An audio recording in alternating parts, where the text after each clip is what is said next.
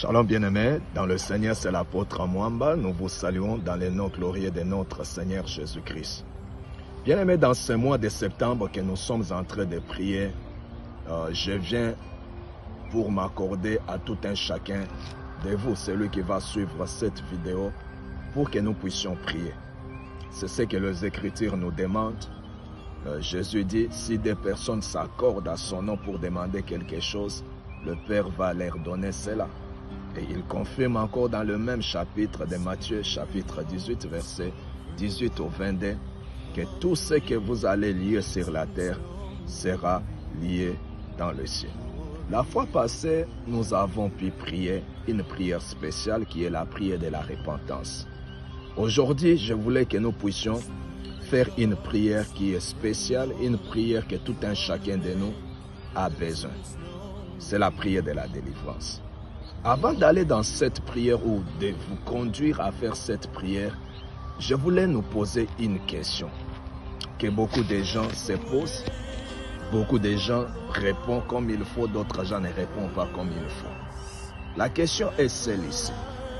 Qui a réellement besoin de la délivrance? Est-ce qu'il y a un groupe de gens qui ont besoin de la délivrance et notre groupe n'a pas besoin? Je ne sais pas.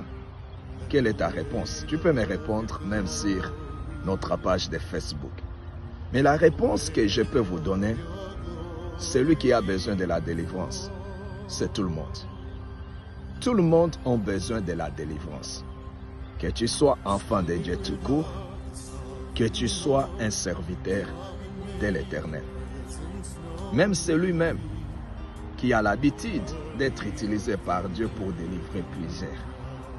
Ce qui fait dans le monde que nous vivons aujourd'hui.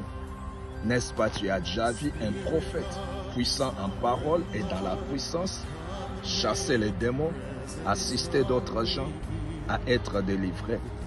Mais lui-même, le prophète peut-être, il peut animer d'un esprit, des mensonges, l'escroquerie, l'impudicité et tant de choses.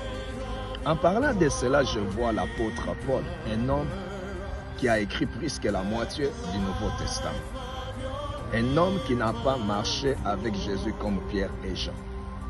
Un homme que les autres apôtres pouvaient arriver à conclure que cet homme, apôtre Paul, il est super apôtre. Lui-même, un jour, il ne parlait pas en train de minimiser les autres dans l'humilité. Il disait aux autres, il dit, écoutez, moi je n'étais pas avec Jésus dans la chair. Mais quand je constate mon ministère, j'étais le moindre par rapport à vous. Mais je suis celui que Dieu utilise puissamment. Un homme extraordinaire. Un homme qui nous a enseigné l'enseignement de la communion que j'aime beaucoup, que je vois souvent quand nous le faisons, Dieu se manifeste.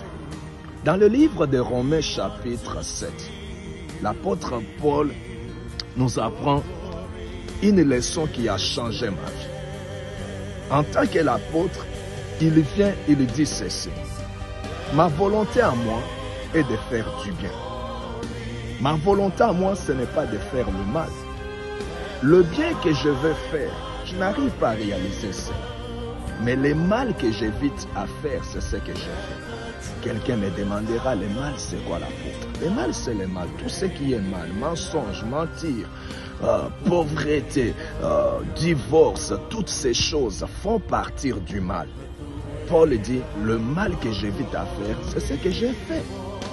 Il explique quelque chose que je disais, une leçon que j'ai appris. Il dit, ma volonté à moi, c'est faire du bien. Mais je n'arrive pas. Romains chapitre 7, nous pouvons lire à partir du verset 15 jusqu'au verset 20. Il dit, ma volonté, c'est de faire du bien.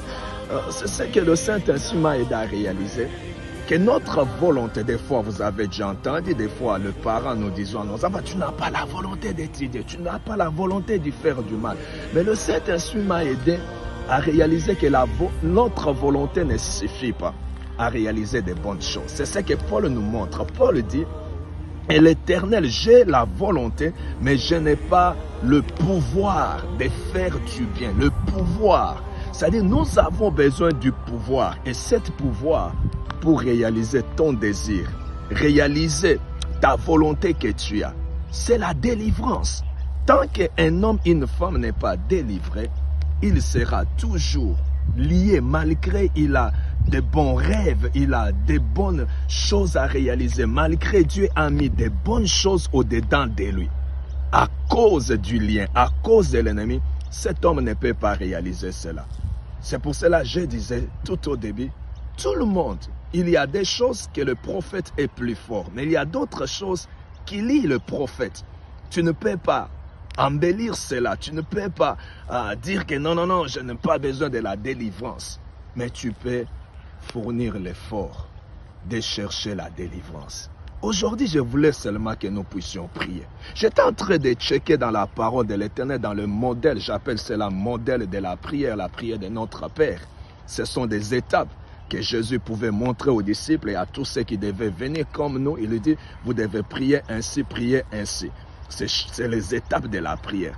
J'étais touché ce matin pendant que je lisais ce chapitre, que les dernières étapes, la dernière chose que Christ a introduit comme prière, c'était la prière de la délivrance. Il leur dit, quand vous priez, dites ceci, notre Père qui est aux cieux, il clôture, il dit, dites ceci, ne nous induis pas dans le mal, mais délivre-nous.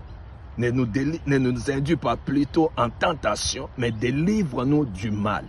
Mais bien aimé, la prière de la délivrance, le ministère de Jésus était constitué à la délivrance. Prie avec moi, prie que l'Éternel, et je ne suis pas contre, tu peux aller auprès d'un homme de Dieu pour te délivrer, pour faire la prière. Mais tu sais quoi?